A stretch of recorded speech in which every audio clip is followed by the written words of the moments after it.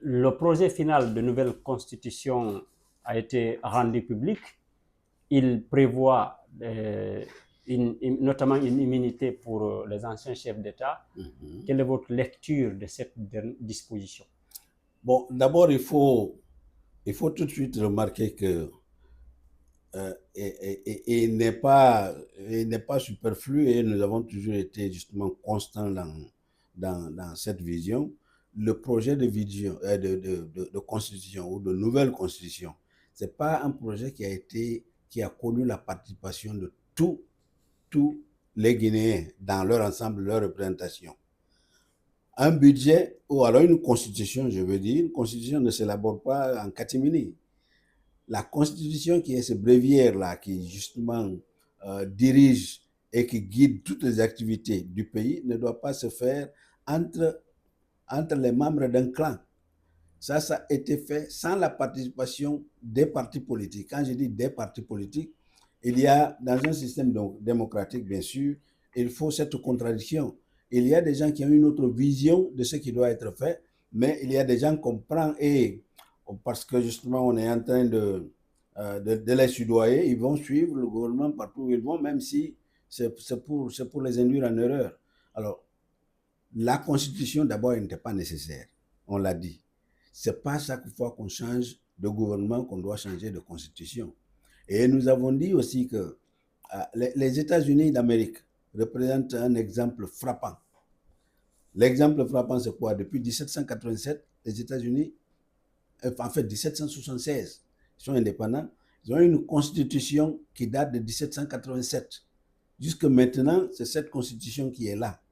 On fait des amendements parce que la constitution dégage une sorte d'idéal, un concept, une vision.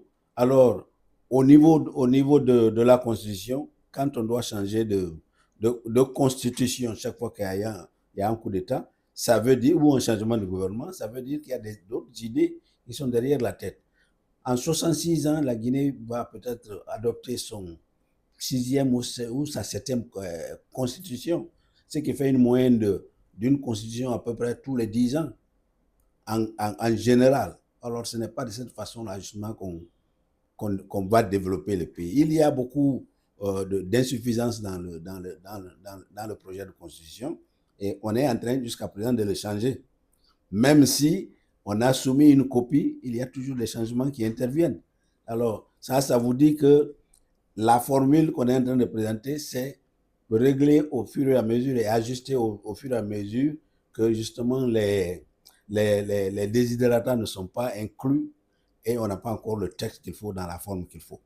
D'accord. Maintenant, votre lecture de la disposition qui parle des immunités accordées aux anciens chefs d'État. Bon, écoutez, moi je suis de ceux qui pensent que immunité sans laisser la vérité jaillir, les gens ne savent pas pourquoi on est en train d'immuniser qui et quoi et qui pourquoi. Et dans ces conditions-là, il faut d'abord qu'il y ait cette manifestation de la vérité. Si on doit immuniser les gens pour ce qui s'est passé, c'est très bon la mesure, mais il faut que le peuple soit situé au niveau des responsabilités, au niveau de ce qui s'est passé. Sinon, c'est comme si on était en train de préparer justement le terrain pour ceux qui veulent le faire. Vous immunisez les gens maintenant. Et ceux qui sont au pouvoir maintenant, s'ils commettent justement ces mêmes choses, qui va les immuniser? On va les immuniser même si on sait que les faits sont quand même frappants, les faits sont concrets et sont franchement inexcusables, si je peux dire ainsi. Cette interrogation que vous soulevez là, ouais. Le ministre porte-parole du gouvernement, Ousmane Gawal Diallo, a apporté des précisions indiquant que la disposition rentre en vigueur à compter de la date de l'adoption de la nouvelle constitution. Bon, écoutez, c'est peut-être pour les actions passées, on peut comprendre. Mais s'il y a d'autres qui sont là avec d'autres intentions présentement, il y aura certainement des mesures pour pouvoir immuniser ce qu'ils font. Mais en ce moment-là, c'est qu'on est en train carrément de prévoir. Vous savez, il y a une grosse dépendance du judiciaire sur l'exécutif. Et dans ces conditions-là, même si on doit avoir des mesures pour immuniser les acteurs, même si on doit les juger, et même si la nouvelle constitution qui entre en vigueur fera effectivement de ces dispositions-là, des dispositions effectives, nous disons que en se projetant à l'avant, c'est comme si on pourra toujours venir et puis faire en sorte que les juridictions en place puissent effectivement obéir à ceux qui les ont installés. Donc la mesure pour moi n'est pas effective, et mieux quand vous laissez des gens qui ont commis des délits que vous connaissez, des crimes que vous connaissez, vous dites nous allons juste immuniser, ça veut dire qu'on est en train de promouvoir l'impunité.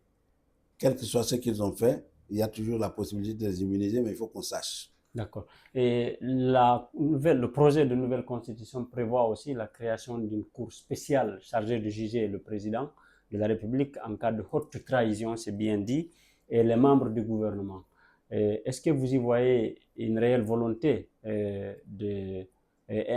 réel plutôt instrument de redevabilité ou tout au moins une mesure de façade? Moi, je ne pense pas que ce soit une mesure prise justement pour rendre redevables justement les anciens présidents.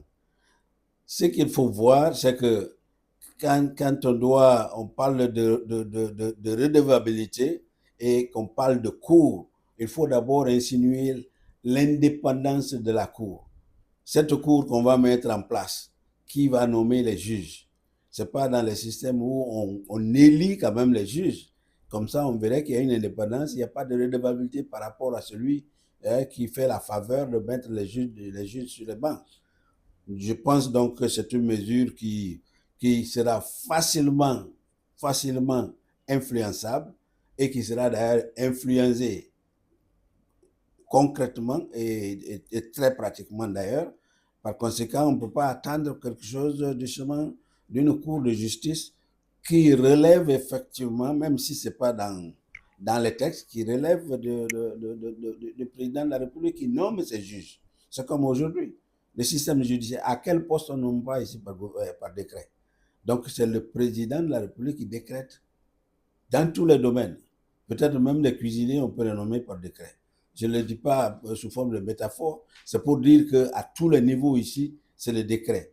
Et tant que cette cour de justice aussi sera, disons, meublée par des juges qui seront nommés par décret et seront donc redevables à celui qui les met là. D'accord. C'est ça. Dernière question, docteur, c'est vous avez suivi le non-recensement de Cellou Dalein Diallo, le président de l'IFDG. Sur la question, le ministre des Affaires étrangères, Maurice Ndakoyata, a invoqué des raisons sécuritaires. Il a déclaré, je cite, « Nous ne pouvons pas organiser un recensement à ciel ouvert sans condition, au risque d'enrôler des terroristes ou des malfrats présents dans la sous-région. » Selon vous, quel est le message que le gouvernement cherche à faire passer à travers cette déclaration? Moi, je pense que c'est une déclaration qui a carrément raté son effectivité, parce que quand on est guinéen et on se effectivement pourvoit et on se présente, on a toutes les documentations possibles pour montrer qu'on est guinéen, il n'y a pas de raison qu'on ne vous recense pas. Maintenant qu'on dise qu'il faut une carte consulaire, j'ai fait près de 40 ans aux États-Unis, je n'ai jamais eu de carte consulaire parce que justement, même les cartes consulaires qu'on donnait aux gens, c'est par affinité. Nous qui étions vers l'ouest, ça ne nous empêchait pas de venir nous enregistrer à Washington sur la base de nos simples passeports, même expirés. Parce qu'on prouve qu'on est guinéen, la preuve, c'est la détention du passeport. Même si le recensement n'allait pas à bout, quand même, on nous permettait d'aller là pour ceux qui partaient. Même si par après, pour des raisons de stratégie politique et tout ça, on essayait de limiter au maximum la participation à ces séances de recensement.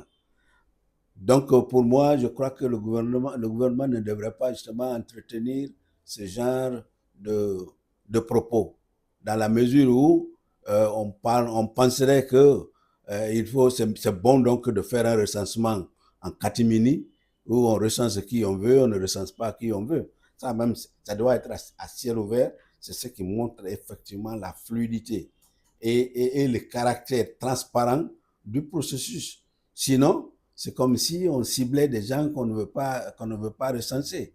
Je suis sûr là où Cellou est, c'est un Guinéen, il a tous les documents pour le prouver, ben, qu'on lui dise, et que tout le monde connaît d'ailleurs, parce que s'il s'agit d'identifier, quand on parle comme ça, c'est comme si tous ceux qui ne sont pas ici ou alors qui sont dehors pour une raison ou une autre sont des terroristes. Moi, je crois que c'est pas le chemin à prendre. Donc, contrairement à ce que le ministre des Affaires étrangères a dit, le recensement devrait plutôt être un recensement à ciel ouvert pour une question de transparence. C'est ce que vous voulez dire? C'est exactement ce que j'ai dit. Un recensement doit être transparent, il doit être à ciel ouvert. Le recensement, ce n'est pas une sorte de combine qu'on est en train de faire quelque part pour prendre ce qu'on veut prendre et ne pas prendre ce qu'on ne veut pas prendre. Le recensement, si c'est pour, vous prenez le SGPH par exemple, ça c'est pour recenser tous les Guinéens. Et même comment on appelle le RAVEC, c'est pour prendre des gens effectivement pour établir cette base de données, mais qui couvre tous les Guinéens d'un certain âge, d'une certaine tranche d'âge. Mais pour cela, on demande 2 documents fondamentaux ici en Guinée. On demande l'acte de naissance biométrique et puis quoi? La carte d'identité biométrique. Je crois que c'est ça, la carte biométrique.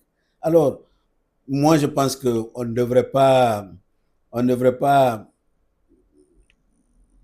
montrer effectivement qu'on est sélectif dans le processus de recensement. Le recensement doit être transparent, et parce que la démocratie, c'est pourquoi on insiste sur la transparence, c'est basé sur l'opinion et l'apport de tous les Guinéens. Donc, on ne peut pas exclure certains sur des bases que moi je trouve franchement irrationnelles. Voilà. C'est ça. Merci, docteur. C'est moi qui vous remercie.